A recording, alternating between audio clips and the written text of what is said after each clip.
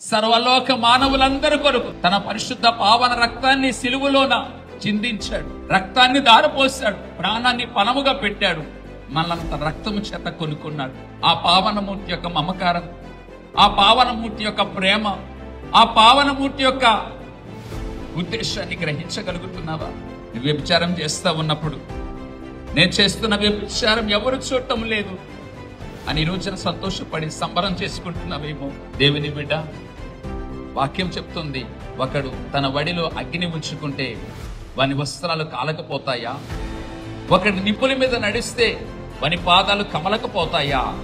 పరస్త్రీని ముట్టువాడు, పరస్త్రీని తాకువాడు తన జీవితము తన బ్రతుకలాగే అయిపోతుంది. పరస్త్రీ వ్యామోహములు, పరాయి పురుషుని వ్యామోహములు పడిపోకు బిడ్డ.